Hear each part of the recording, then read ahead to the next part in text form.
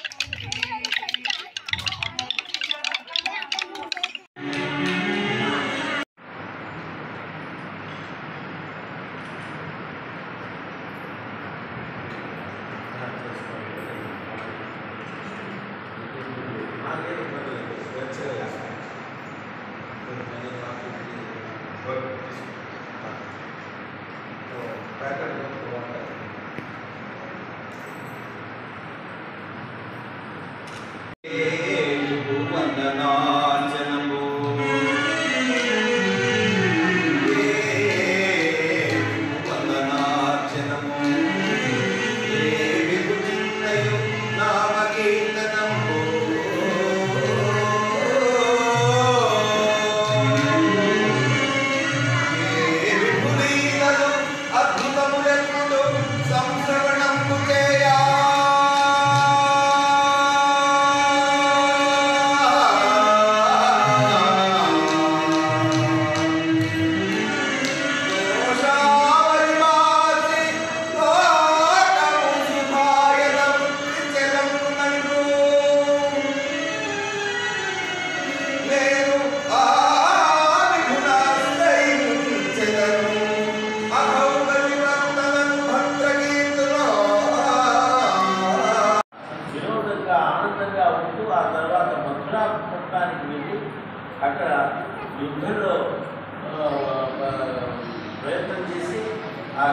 రాక్షసుడు సంహరించి జటాసురుడిని సంహరించి ఆ తర్వాత ద్వారకాపట్టణానికి ఏగి ద్వారకాపట్టణంలో తదుపరి నరకాసురుడు మొదలగు అసురుని సంహరించి అన్నిటికన్నా చాలా విలువైనది ఏంటంటే కృష్ణ పరమాత్మ యొక్క అమూల్యమైనటువంటి అనుగ్రహం ఆయన యొక్క భగవద్గీత. ఆ భగవద్గీత ఆవాల గోపాలము ఎల్లరికీ ఏ వయస్సు వారికైనా ఏ స్థితిలో వారికైనా అది మహోపదేశం. భగవద్గీతలో అందుకే శంకరభగవత్పాదులు అంటారు, భగవద్గీత పిలిచి దగీత గంగా జలవ కనికాపీవ. భారత భూమిలో పుట్టామా, గంగా ఒక చుక్కైనా స్వీకరించాలి, భగవద్గీత ఒక్క శ్లోకమైనా పఠించాలి. భగవద్గీత తెలియజేశారు. అతి ఆ పరమాత్మని ఆవిర్భవించినటువంటి పరమాత్మ ఆవిర్భావమే పుట్టాడు అని అనకూడదు. ఎందుకంటే పరమాత్మకి జన్మ లేదు, మరణము లేదు. కృష్ణ ఆవిర్భావం ఈరోజు ప్రతి ఏడు కూడా విశేషంగా ఇక్కడ కృష్ణాష్టమి సందర్భంగా మన పిల్లలంతా రావడం, కాసేపు ఇక్కడ ఆ కృష్ణ లీలలని కాస్త తలచటం, నిత్యం చేయటం, ఆ తర్వాత అవకాశాన్ని బట్టి ఈ వృత్తి ఇత్యాది సాంస్కృతిక కార్యక్రమాలు కూడా చేస్తూ ఉన్నది. మరి ఈ సంవత్సరం ఒక మరో విశేషం ఏంటంటే, ఎప్పుడో ఆశ్రమం కొత్తలో ఒక కార్యక్రమం అయ్యింది, మరలా